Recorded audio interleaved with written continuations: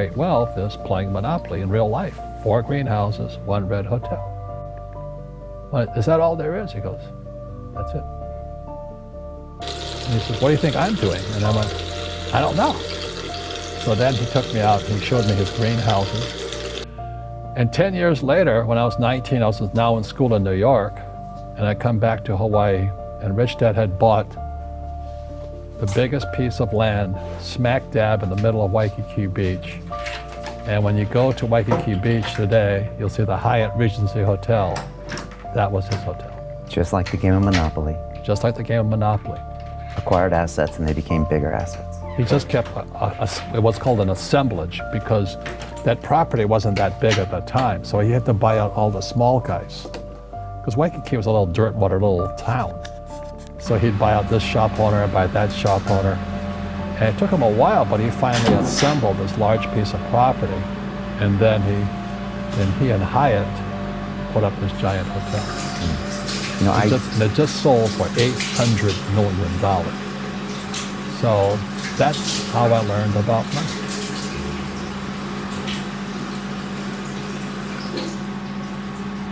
I've had financial crashes. I've had people stab me in the back, but they're all good because I grow from it. And that's spirituality. You know, people who are afraid of making mistakes, like they teach in school, they don't ever grow. Because spirituality is there's good and there's bad, there's right and there's wrong, there's up and there's down. Most people only want to be right, they only want to be positive. Well, you can't have that. That's not reality. Well, I wasn't poor by most people's standards, but I came from a family with a poor attitude, if you know what I mean. Because rich, poor, middle class, poverty starts with a fundamental attitude. Poverty is passed on. It's taught in the families. And middle class is taught in families. And so the people right now who are sitting at home, who are struggling financially or worried about money or unhappy, they may be making a lot of money, but unhappy with what they're doing, it was probably taught to you.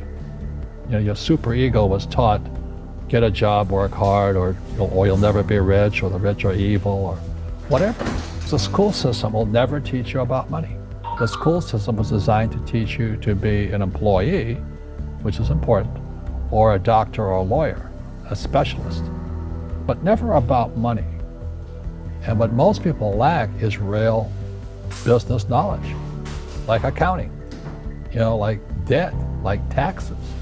You gotta know that stuff, but they don't teach it in school to anybody. So, and then when people ask me, how did your rich dad learn this when your poor dad, a PhD, didn't?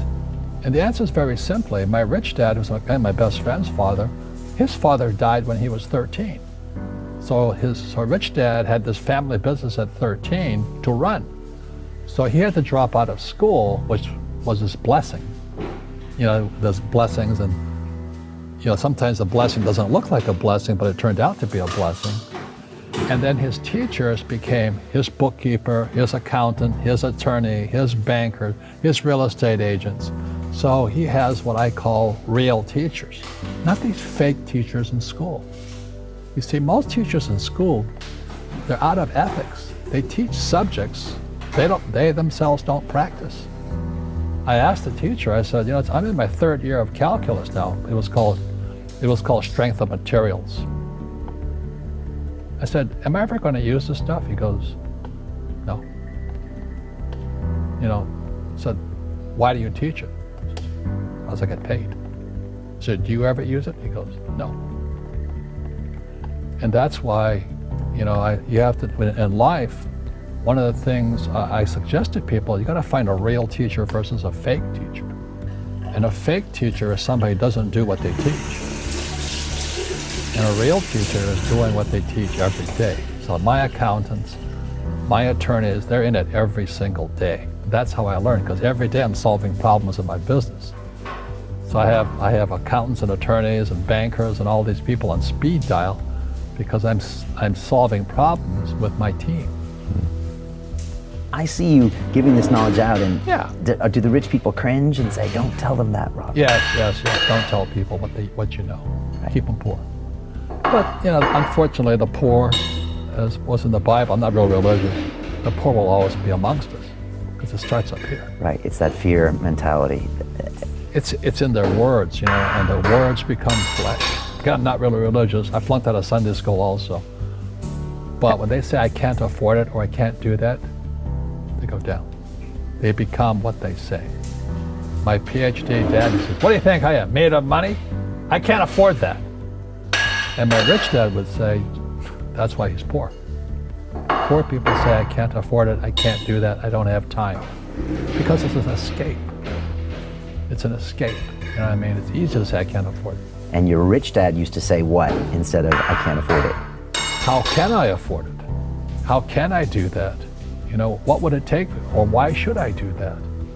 He says that a question opens the mind, a statement closes the mind. So when you say I can't afford it, the mind shuts down. It becomes what you say. Love doesn't teach.